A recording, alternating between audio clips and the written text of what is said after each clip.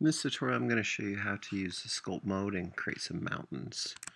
So in Blender, first thing you've got to do is probably just get rid of this. So I'm going to press X, X to delete it, and then I'll go ahead just add a new plane, and then I'm going to go ahead and press S to make that a little bit bigger, maybe about the size of my grid.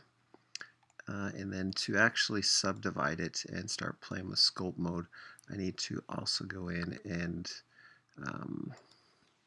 go into edit mode. So I'm going to go to edit mode, and then I'll go ahead and choose subdivide, and I'm going to up that number to about 60, and you can add more to that if you want to. So that'll put me in edit mode. So a couple things I can do now. If I press B on my keyboard, I can select individual pieces and pull things up. Another option is pressing C, and that gives you this little circular selection tool. And if you use the scroller wheel to start, it'll let you resize that. So I can go around and kind of click and drag little pieces that way, and then right mouse click, and I can pull up things to kind of manipulate and create some mountains that way. The other option is using sculpt mode.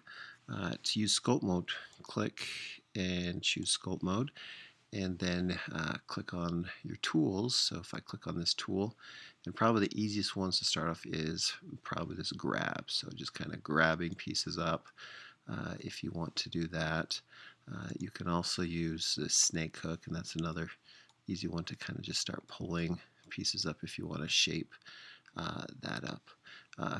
On all these tools, you have the option to change up the radius on here. If I go back into maybe grab, you can also change some of the weight to make it more intense or less intense, and you can pull it down or up on there. So a lot of interesting things you can do with that.